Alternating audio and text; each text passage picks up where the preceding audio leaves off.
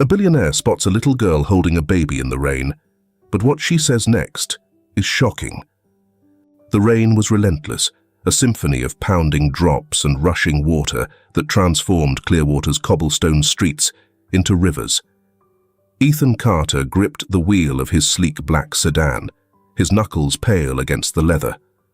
The world beyond the windshield was a blur of grey and silver, streaks of light bending through the rain. He barely noticed the red light at the intersection until his car came to a halt. His thoughts were elsewhere, spiraling through the familiar corridors of dissatisfaction. Wealth, accolades, influence. None of it filled the hollow ache that lingered in his chest. Then, emotion caught his eye. A shadow, small and still, pressed against the lamppost on the corner. Ethan squinted through the rain. Not a shadow. A child. The light turned green, but his car didn't move. He stared at the figure, its shape trembling against the deluge. He could make out the outline of thin arms wrapped tightly around something. A bundle. A sibling. Ethan swallowed hard and reached for the door handle. Rain lashed his face as he stepped out, and his coat was soaked before he took 2 steps. As he approached, the child turned, her face pale and eyes wide like an animal caught in headlights. She couldn't have been more than 7, her hair plastered to her head, water dripping down her thin cheeks. In her arms was a baby, silent but shivering under a soaked blanket. "What are you doing out here?" Ethan's voice was firm but gentle, a mix of concern and command. He crouched to her level, trying not to loom over her. The girl's lips quivered. Her grip on the baby tightened. "Go away," she whispered, her voice almost lost in the roar of the storm. "I'm not here to hurt you," Ethan said, his eyes searching hers. "But you can't stay out here. Both of you'll get sick." For a moment, the girl said nothing. Her expression was a mask of defiance, but her trembling hands betrayed her. Ethan's gaze softened, and he tilted his head toward the car.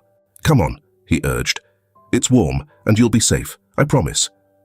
The word hung in the air, and for a moment he thought she might bolt. But then her shoulders sagged, the fight draining out of her. She nodded, just barely, and allowed Ethan to take her by the arm and guide her to the car. Inside, warmth engulfed them, though the girl sat stiffly, her back pressed against the seat, as though preparing to flee. Ethan glanced at her in the rearview mirror as he turned the car toward a small cafe he frequented, run by a woman he trusted. "What's your name?" he asked, keeping his voice light. The girl hesitated, her gaze dropping to the baby in her arms. "Lucy," she murmured. "And him?" Ethan nodded toward the bundle. "Ryan." Her tone was firmer now, protective. "Lucy and Ryan," Ethan repeated, as if testing the names. "I'm Ethan. We're going to a safe place." Lucy didn't respond, her eyes fixed on the baby's face. Ethan didn't press. The rain hammered against the windshield as Ethan drove, the rhythmic patter both soothing and oppressive. Clearwater's streets blurred under the storm, but his hands remained steady on the wheel. Beside him, Lucy sat in silence, her small body dwarfed by the oversized jacket he'd draped around her. Ryan's faint cries came from her arms, muffled but insistent. Ethan kept his eyes on the road, but his mind drifted. The weight in his chest, that familiar ache, had returned with a vengeance the moment he'd seen Lucy huddled under the street lamp. She'd reminded him of someone, or rather, of a memory he'd spent years trying to bury. It had been 7 years since the day his life shattered. Ethan had been at work when the call came, a terse voice on the other end telling him to come home immediately. His wife, Anna, and their 6-year-old daughter, Lily, were gone. The front door had been kicked in, their belongings scattered. The police had swarmed the house, but they'd found nothing, no ransom note, no motive, just an empty home and the haunting silence of absence. For weeks, Ethan had searched, chasing every lead, every whispered rumor. He'd refused to rest, refused to eat, until his body gave out. When the news finally came, it wasn't from the police, but from a stranger who had stumbled upon their bodies in an abandoned warehouse, miles away. The details were blurred now, as though his mind refused to replay them, but the grief was as sharp as ever. Anna and Lily had been killed within hours of being taken. The kidnappers had left no trace, no explanation, and no justice. Ethan had spiraled into a chasm of rage and guilt, his life reduced to a series of hollow days. He'd left his job, sold the house, and drifted to Clearwater, a place where no one knew him, where he could fade into the background. Ethan's grip on the wheel tightened as the memory clawed at him. Lucy shifted slightly beside him, her arms tightening around Ryan. She was so small, her face pale and drawn, but her eyes held something familiar. Fear, yes, but also a quiet determination. It was the same look Lily had worn the last time he'd seen her, on the morning she'd disappeared. He hadn't been there for his daughter. The thought gutted him every time it resurfaced. He'd failed Anna and Lily, and for years he'd told himself he didn't deserve another chance to protect anyone. It was easier to stay distant, to let the world pass him by. But when he'd seen Lucy and Ryan in the rain, something inside him had shifted. He couldn't drive past them, couldn't ignore the desperation in Lucy's eyes, or the way her tiny body had shielded her brother from the cold. They had no one, just as he'd once had no one. The truck rumbled to a stop outside the Helen's Cafe. Ethan killed the engine and turned to Lucy. "Come on," he said gently. "Let's get you inside." A warm glow spilling from the windows onto the wet street. Ethan grabbed an umbrella and hustled the children inside, where the rich aroma of coffee and baked goods greeted them. Helen, a stout woman in her 60s with a no-nonsense air, looked up from the counter. Her brow furrowed when she saw the trio. "Ethan," she said, hurrying over. "What's going on?" "They were out in the rain," Ethan explained briefly. "They need food, dry clothes, and somewhere to rest." Helen didn't ask questions. She ushered them to a corner booth near the fireplace and disappeared into the back. Ethan helped Lucy settle, prying her grip from Ryan just long enough to tuck a blanket around him. Lucy's small hands wrapped around the mug of cocoa Helen brought moments later, though she didn't drink. Ethan watched her closely, noting the way her eyes darted around the room, assessing exits, strangers, and shadows. "Lucy," he began carefully, "where are your parents?" Her gaze snapped to his, sharp and guarded. "Don't have any," she said flatly. Ethan leaned back, his expression neutral. "Who left you out there?" Her fingers tightened on the mug. "The woman from the orphanage," she said finally, her voice barely audible. Ethan frowned. "Why?" Lucy shook her head, tears welling in her eyes, but refusing to fall. "She said she couldn't keep us anymore. We're too much trouble." Helen sucked in a sharp breath from behind the counter, but Ethan remained silent. He nodded once, processing her words. "You're not trouble," he said, quietly, "and we're going to figure this out. Together." Lucy glanced at him, her skepticism clear, but she said nothing. The cafe was a refuge against the storm.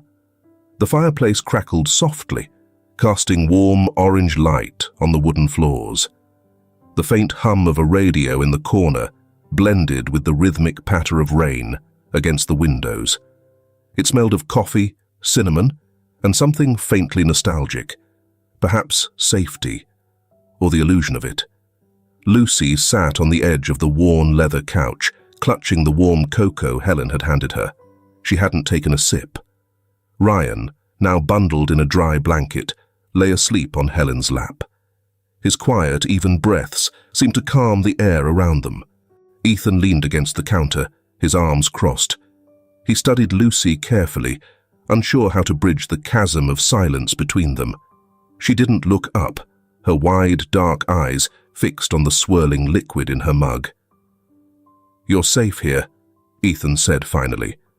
His voice was quiet but firm, as if the words themselves could create a barrier against whatever she was afraid of.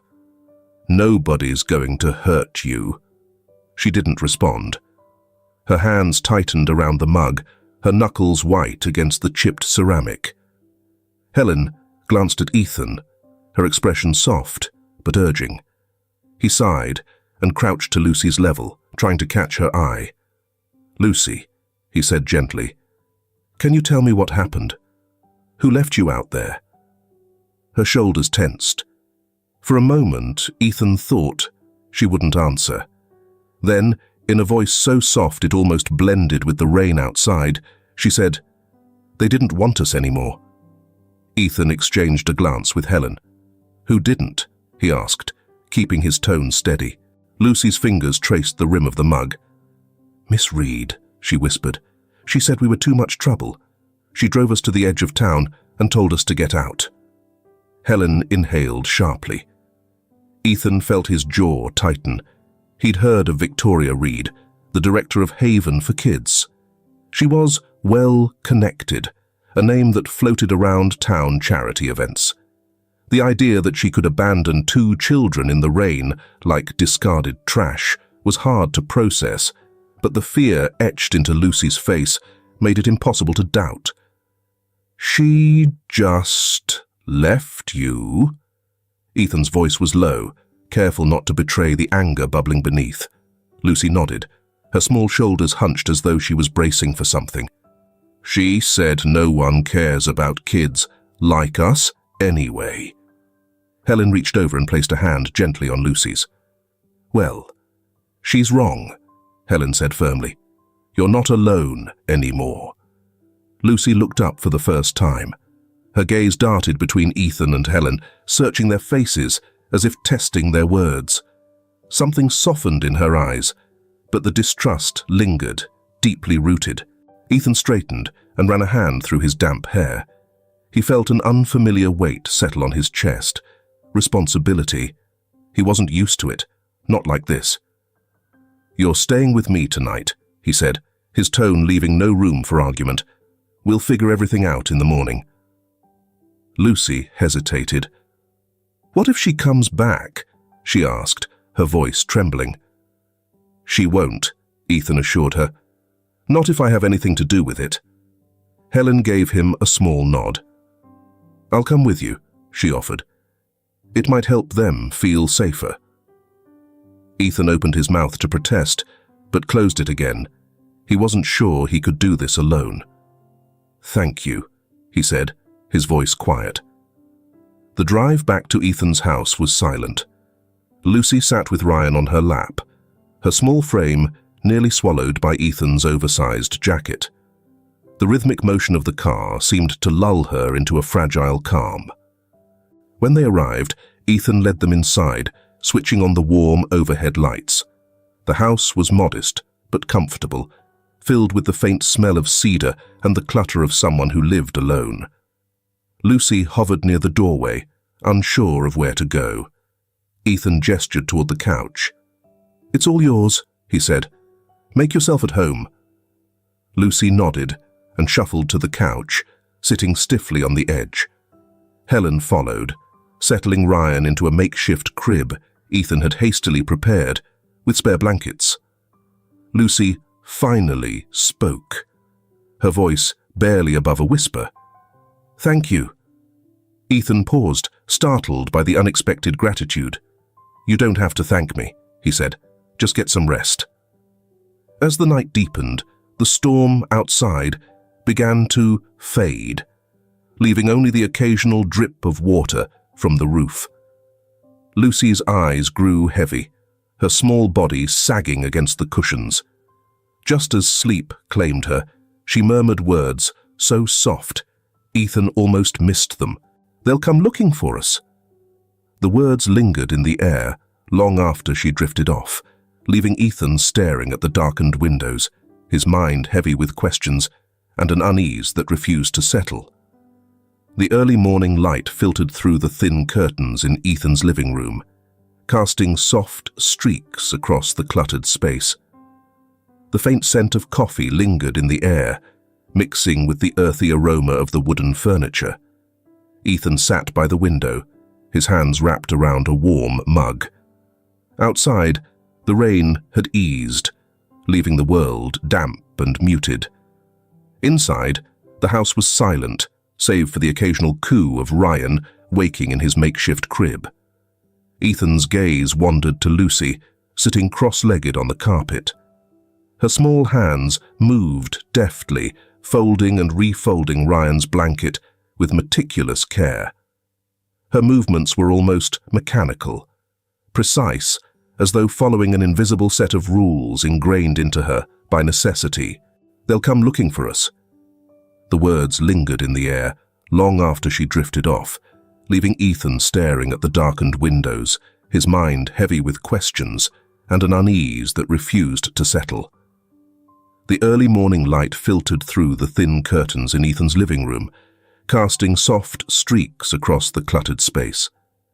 The faint scent of coffee lingered in the air, mixing with the earthy aroma of the wooden furniture. Ethan sat by the window, his hands wrapped around a warm mug. Outside, the rain had eased, leaving the world damp and muted. Inside, the house was silent, save for the occasional coo of Ryan waking in his makeshift crib. Ethan's gaze wandered to Lucy, sitting cross-legged on the carpet. Her small hands moved deftly, folding and refolding Ryan's blanket with meticulous care. Her movements were almost mechanical, precise, as though following an invisible set of rules ingrained into her by necessity. She didn't look up, her focus unwavering, her expression unreadable. Ethan noted the care she took to ensure every fold was just right, the way her tiny shoulders tensed at the faintest noise. The girl had a quiet strength about her, but it was laced with fragility, like a glass figurine balanced on the edge of a shelf. Ethan leaned back, watching her in silence. For a child her age, her every movement carried an air of practiced responsibility, as though she'd long abandoned the luxury of being cared for. He sipped his coffee, the bitterness grounding him. It was odd, having someone else in the house. His home was a sanctuary of solitude, filled with relics of a life he wasn't sure he wanted anymore. A cracked photo frame sat on the mantel, holding an image of a younger, more hopeful Ethan, standing beside a woman whose face he could no longer look at without a pang of regret. Lucy glanced up briefly, catching Ethan's gaze. Her dark eyes flicked away just as quickly, wary but curious.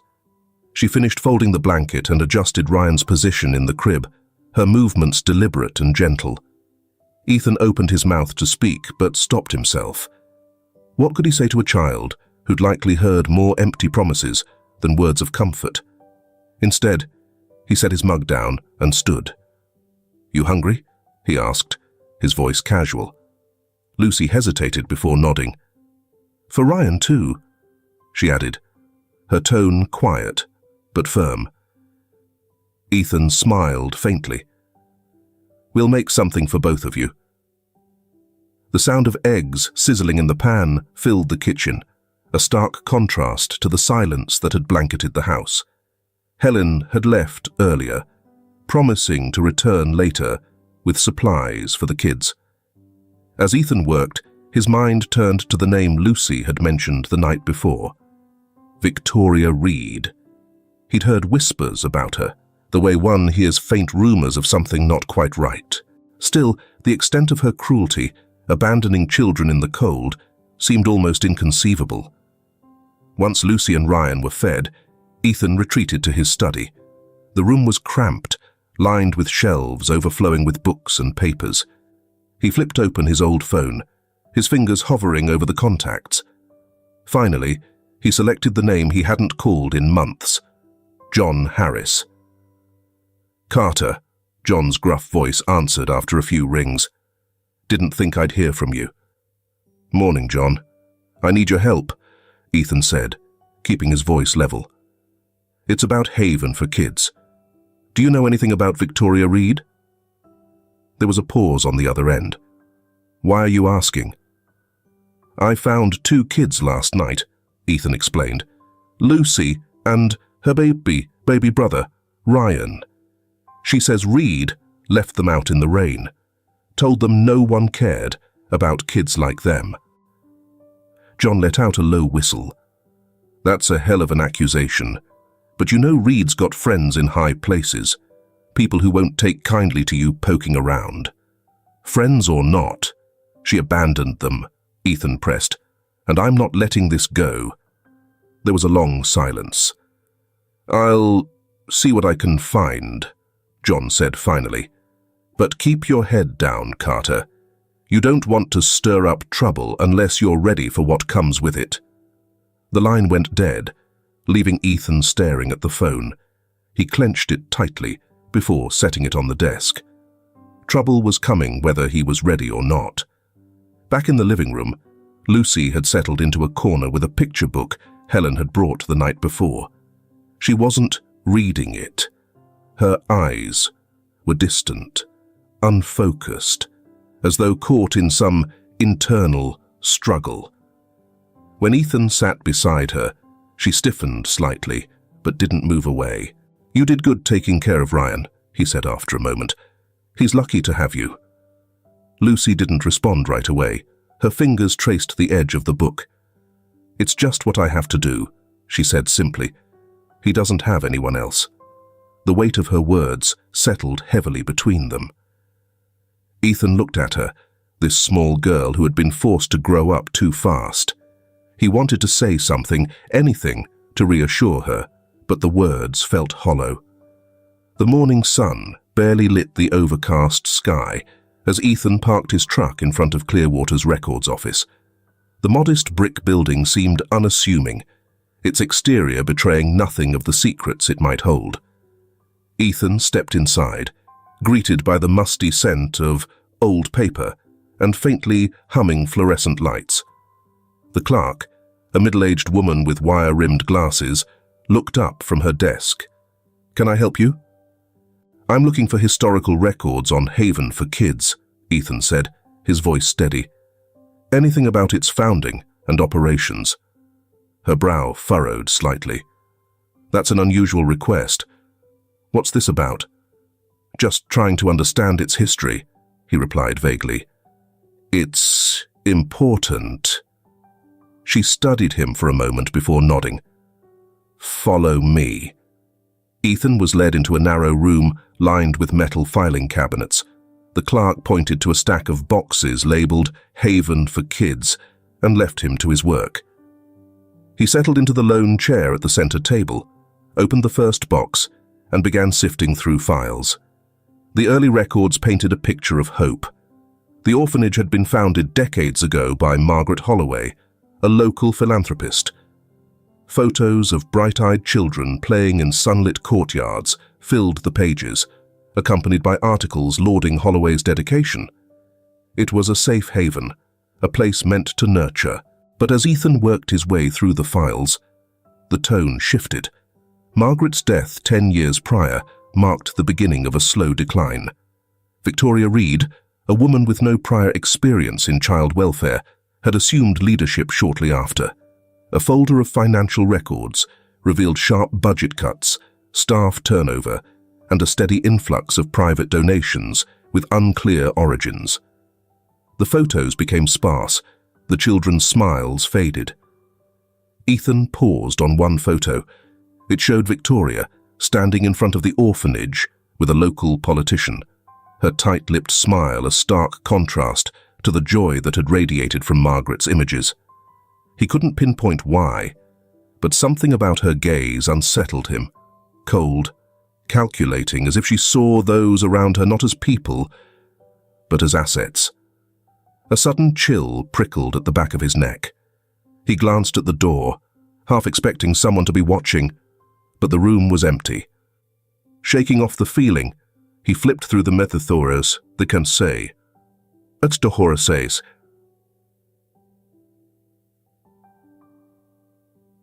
Meng, hing Fidesi, Queen Files, jotting down notes and snapping photos with his phone. Back at Ethan's house, Helen sat across from Lucy, who was fiddling with a corner of the tablecloth. Ryan lay asleep in his crib, his soft breaths the only sound filling the room. "You don't have to talk if you're not ready," Helen said gently. "But if there's anything you want to share, I'm here to listen." Lucy's fingers stilled. For a long moment, she was silent, her gaze fixed on the table. Then, in a voice barely above a whisper, she said, "At night, it got really quiet." Helen tilted her head slightly, encouraging her to continue. "Too quiet," Lucy added, her voice trembling. "Sometimes kids would just disappear. They'd be there one day, gone the next. Miss Reed would tell us they found homes, but no one ever came to say goodbye. It didn't feel right." Helen's heart clenched. "That must have been scary." Lucy nodded, her hands gripping the edge of her chair. "We weren't allowed to ask questions. If you did, she'd get angry. Real angry." Before Helen could respond, Ethan stepped through the door, his expression grim. He handed her a small stack of photocopied documents. "It's worse than I thought," he said. "The place went downhill fast after Reed took over. There's something off about her, about all of it." Helen glanced at Lucy, who had curled into herself, her small frame almost disappearing into the chair. Ethan caught her eye and nodded, understanding the unspoken plea to tread carefully. That evening, Ethan sat in his study, the table cluttered with the records he'd brought home. His phone buzzed. It was John. "I found someone who used to work at Haven," John said.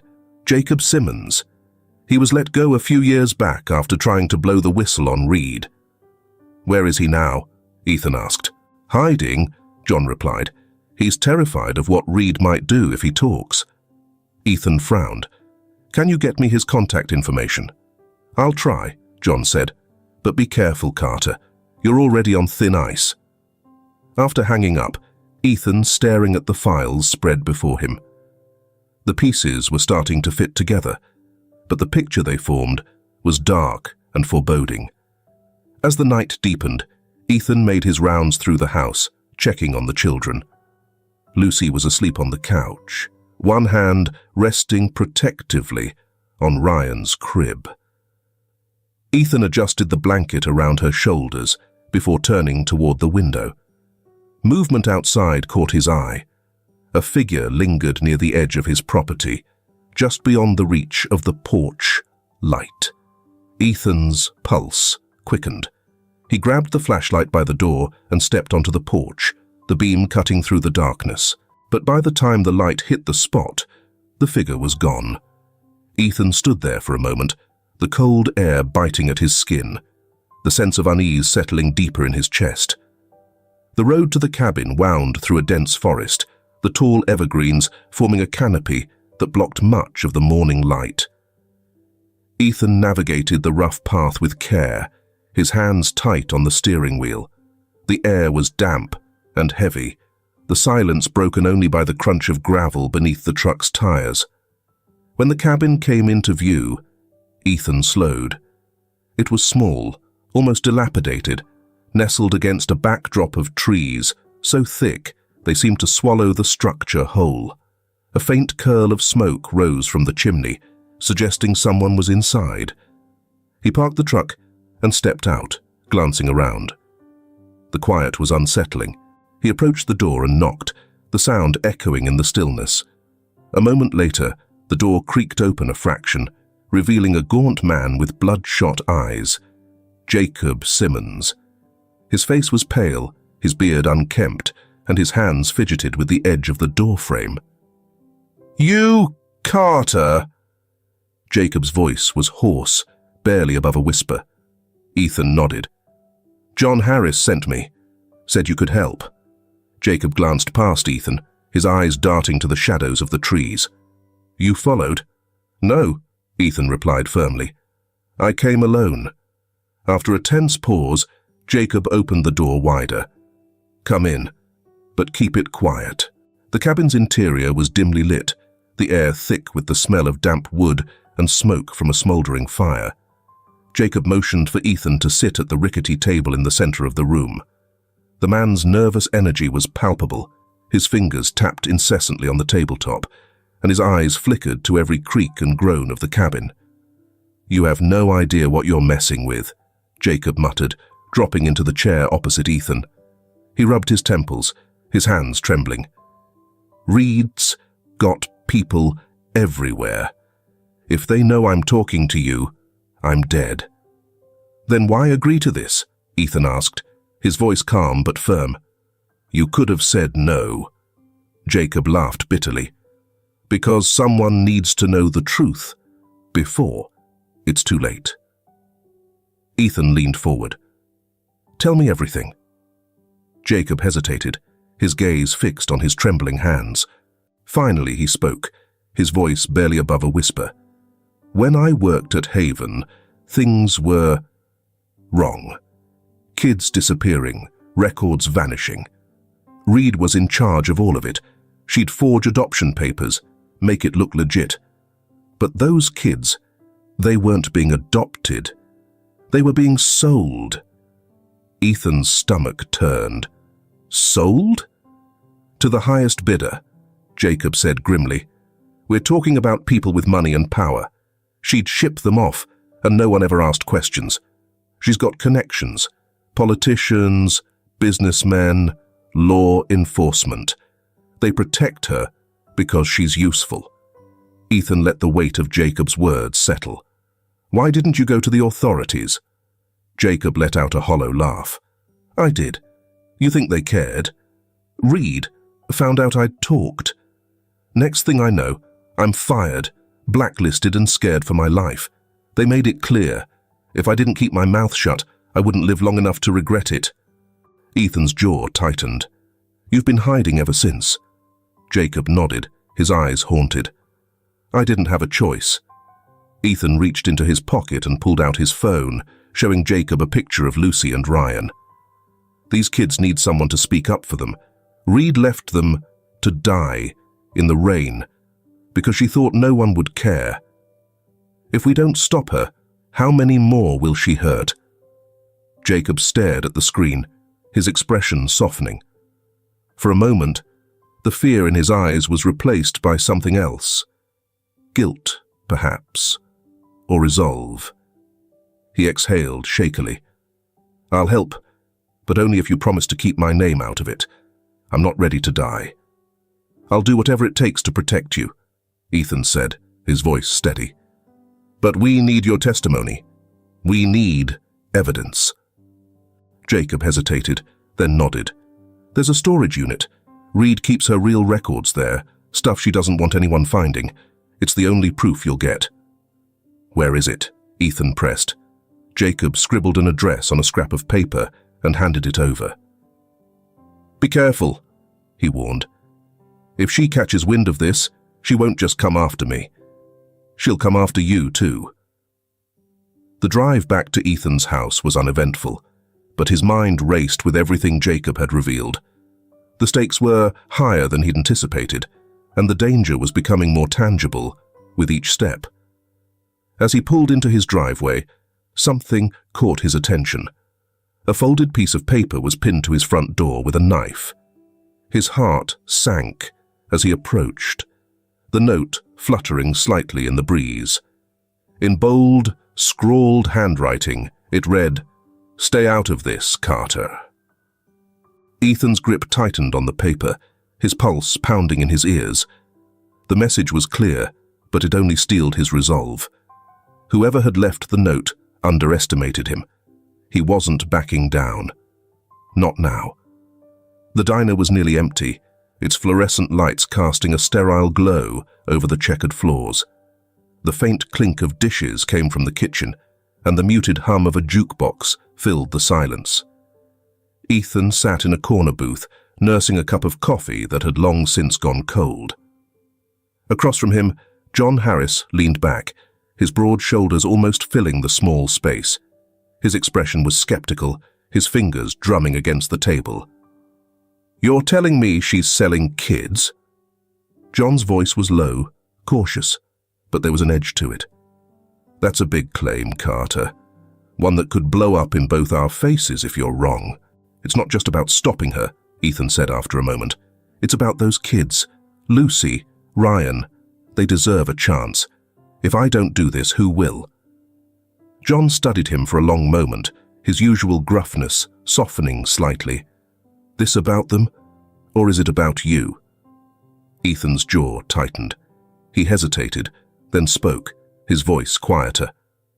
"Maybe both. I've spent years trying to outrun the past, John. I can't do it anymore, not when it means turning my back on them." John didn't push further. Instead, he nodded slowly. "All right, I'll see what I can dig up on this storage unit. But you need to be ready for pushback. Real pushback. These people don't play fair." Ethan gave a small nod, the weight of the conversation settling over him. "Thanks, John." "Don't thank me yet," John muttered, standing. "This is just the start." Back at the house, Helen sat on the living room floor with Lucy, a stack of picture books between them. Lucy's small hands carefully turned the pages, her expression focused as she traced the illustrations with her fingers. Ryan slept peacefully in his crib nearby, his soft breaths filling the quiet room. "You know," Helen began, her tone light, "when I was your age, I used to get scared a lot too." Lucy glanced up, her dark eyes curious but guarded. "What were you scared of?" Helen smiled faintly, her hands resting on her knees. "Lots of things. Big ones, small ones. But the worst was feeling alone, like no one would be there if things got bad." Lucy's fingers stilled on the page. "What did you do?" "I found people who cared," Helen said softly. "Sometimes it took a while, but they were there. And you know what? I learned it's okay to let them in, even when it's scary." Lucy didn't respond, but her gaze lingered on Helen a moment longer before returning to the book. Later that evening, Ethan sat alone in his study, the dim light of the desk lamp illuminating the scattered documents before him. He sifted through them mechanically, his mind elsewhere. The faded edges of a photograph caught his eye. Hesitating, he picked it up. The photo showed a young girl, her face bright with laughter as she stood beside a much younger Ethan. Her hair was pulled back in a messy ponytail, her arms wrapped around a scruffy dog. Ethan's throat tightened as memories he'd tried to bury resurfaced. The door creaked slightly, and Ethan looked up. Lucy stood there, her small frame outlined by the hallway light. Her eyes darted to the photo, curiosity flickering across her face, but she didn't ask. "Couldn't sleep?" Ethan asked, setting the photo down. Lucy shook her head. "Just wanted to check on Ryan." Ethan nodded. "He's fine. Helen's with him." Lucy lingered in the doorway for a moment before retreating silently. Ethan watched her go, the weight of the photo still heavy in his hand. Victoria Reed stood by the floor-to-ceiling window of her sprawling estate, her sharp eyes scanning the manicured gardens below. The house was a monument to her success, or rather, the success she had carefully constructed through decades of ruthless manipulation. Crystal chandeliers adorned high ceilings, and priceless artworks lined the walls. But tonight, the opulence offered her no comfort. She held a tumbler of whiskey, her fingers tightening around the glass as she reviewed the latest updates. "Are you certain?" she asked, her voice crisp and devoid of emotion. "Yes, ma'am." A man in a tailored suit stood behind her, his tone measured but laced with unease. "There's been activity. A man named Ethan Carter, former contractor, mid-level nobody, has been digging into Haven for kids. He's spoken to Jacob Simmons. Victoria's lips pressed into a thin line. Simmons should have been dealt with years ago. How has he managed to stay hidden? The man shifted uncomfortably. He's careful, and it seems Carter has been offering him protection. Victoria turned, her movements precise and deliberate.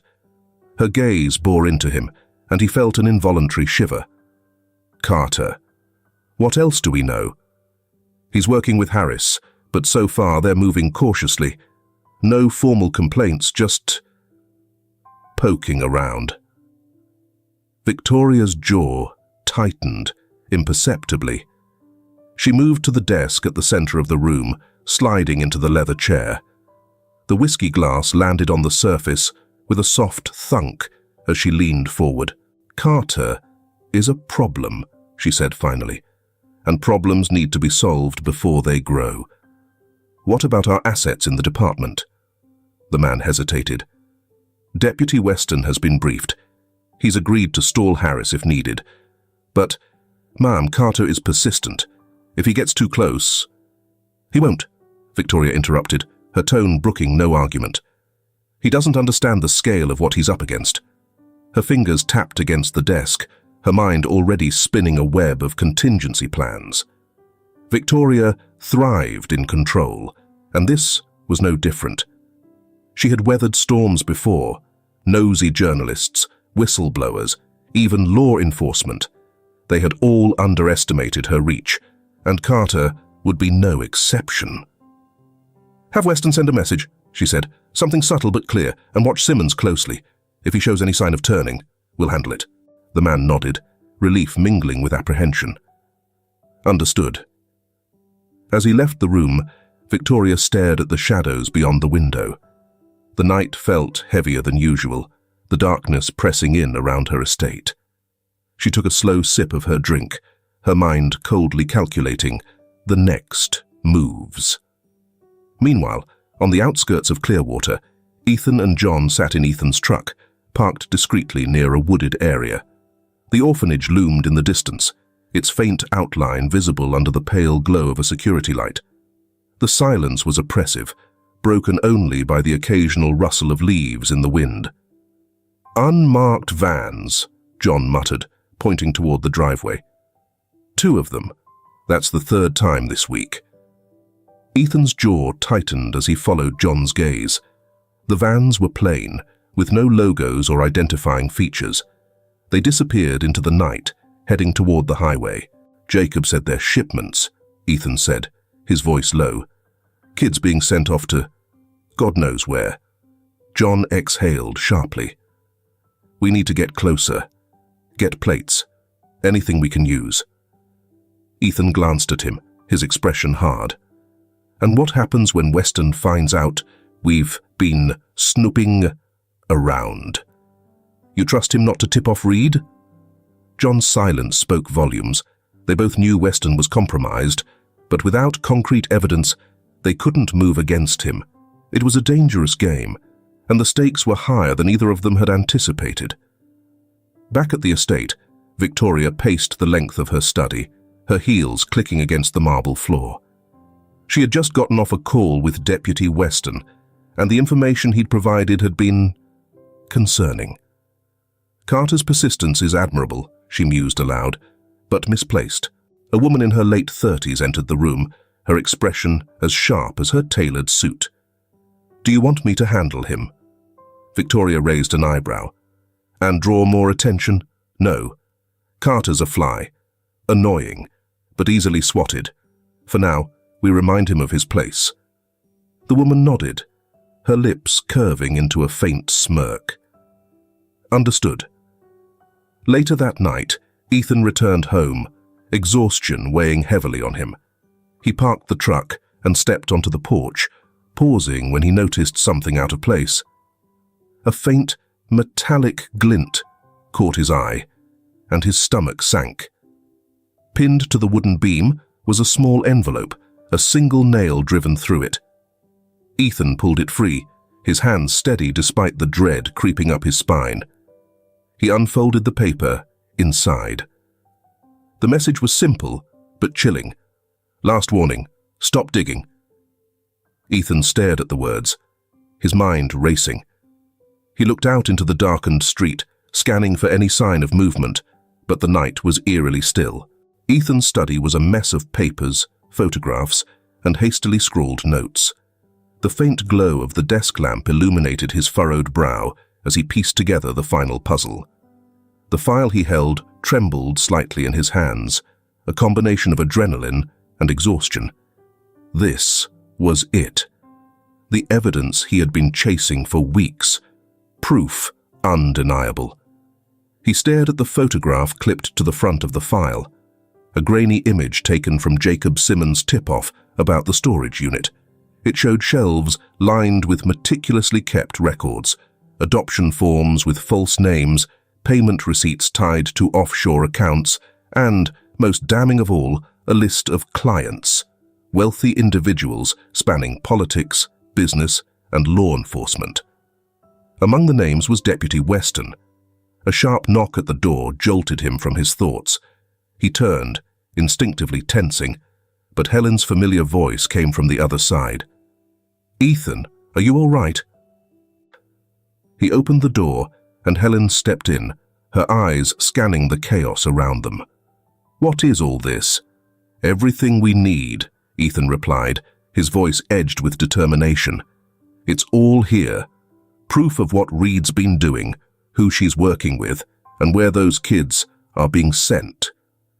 Helen's face paled as she picked up a sheet detailing one of the falsified adoptions. This is horrifying. What are you going to do?" "I'm meeting Harris," Ethan said, already packing the documents into a weathered leather satchel. "We're taking this to the station. This ends now." Helen placed a hand on his arm, her eyes filled with concern. "Ethan, if you take this to the police, Weston will find out. Reed will find out. You're putting a target on yourself." "I know," Ethan said, his voice steady. "But if we don't act now, more kids will disappear.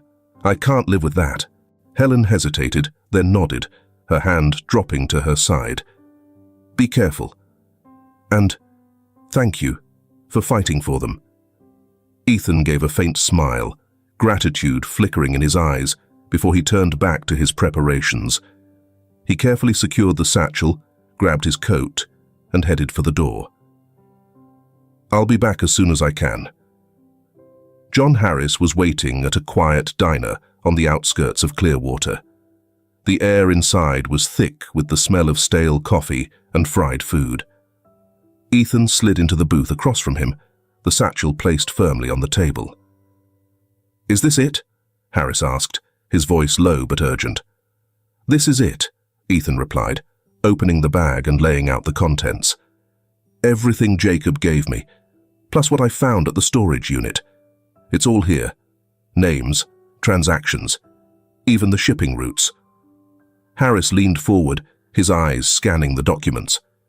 His expression darkened as he flipped through the pages. "Damn it, Carter. This is bigger than I thought."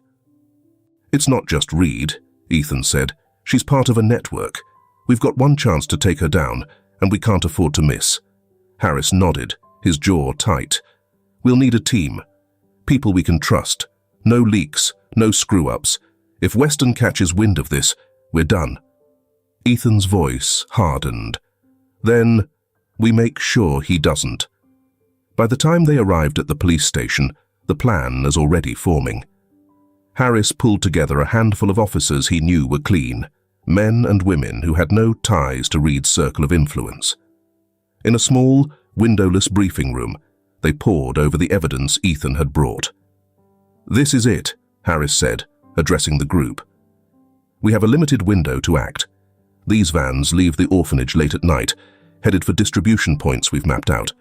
Tonight we intercept them. We take Reed down, and we dismantle her operation." A young officer raised her hand. "What about Deputy Weston? If he's involved, won't he try to stop us?"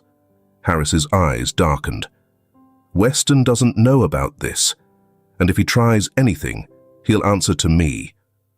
The room fell silent, the weight of the mission settling over them. Ethan stepped forward, his voice steady. This isn't just about stopping Reed. It's about saving those kids. We can't let them down. The officers nodded, their resolve visible in their expressions. As the team finalized their preparations, Ethan slipped away to make a call. Lucy's voice answered on the second ring. "Ethan?" "Hey, kid," he said softly. "I just wanted to check in. How's Ryan?" "He's fine," Lucy replied. "Helen's making him laugh. She's good at that."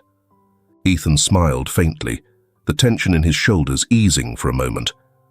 "Listen, I might be late tonight, but don't worry, okay?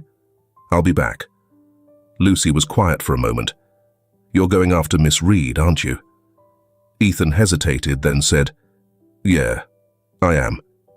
"Be careful," she said, her voice small but earnest. "She's dangerous." "I will," Ethan promised. "You just take care of Ryan and Helen for me, all right?" "All right."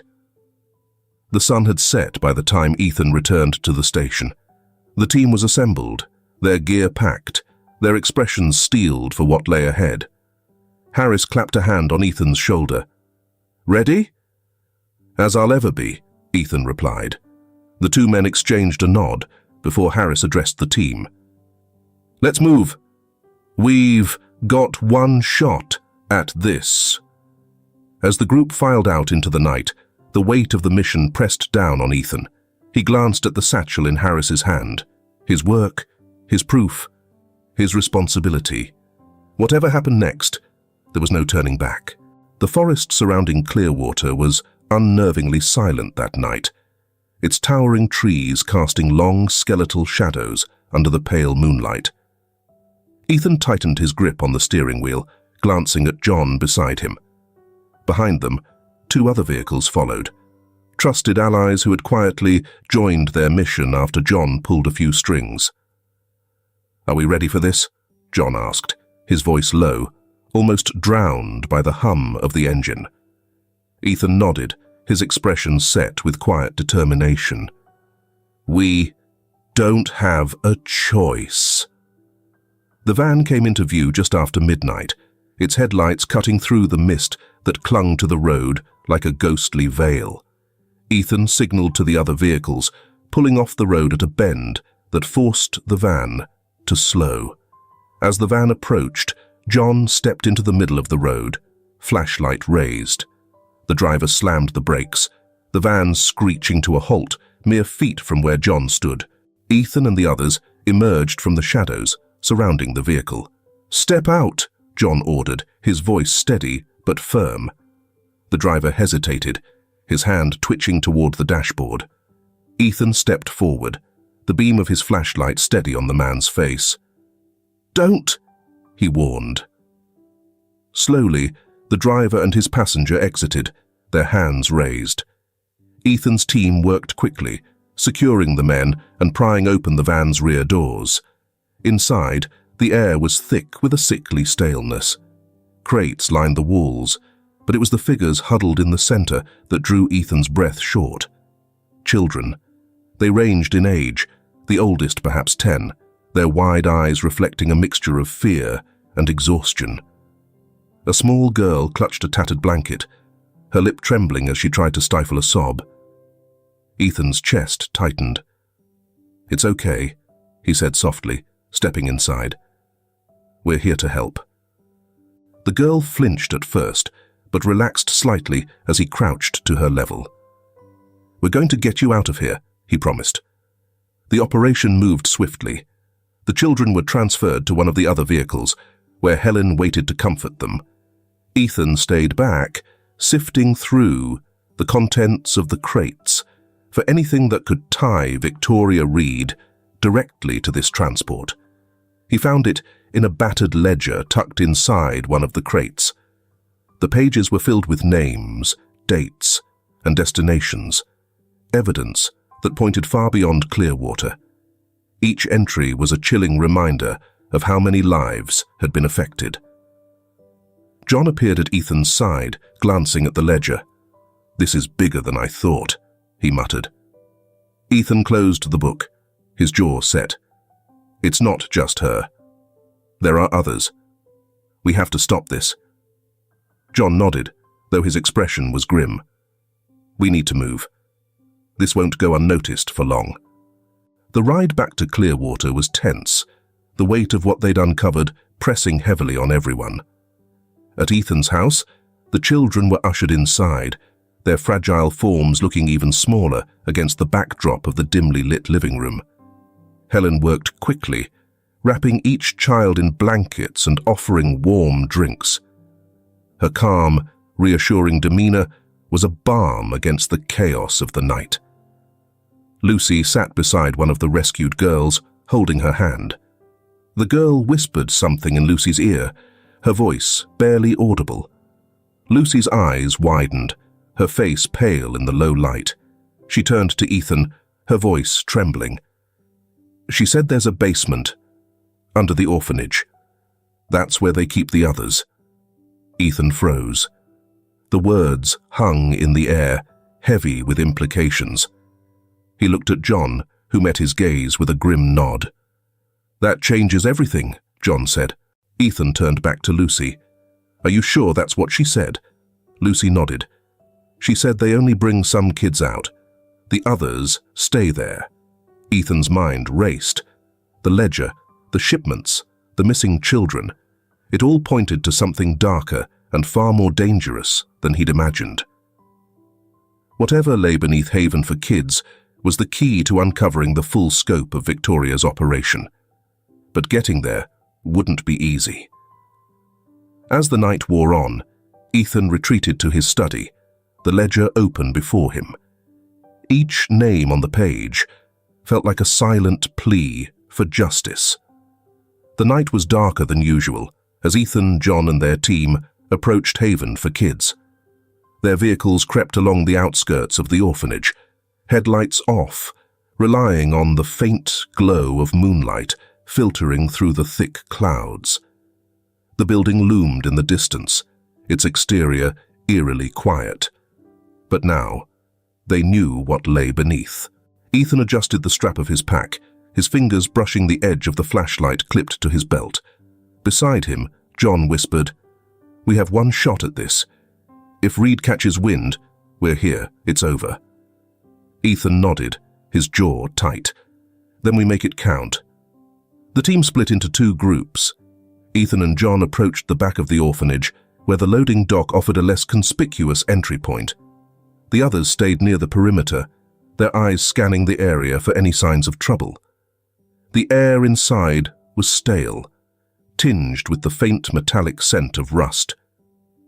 Ethan's boots echoed softly on the concrete floor as they moved through the building. The orphanage seemed deserted, its halls lifeless.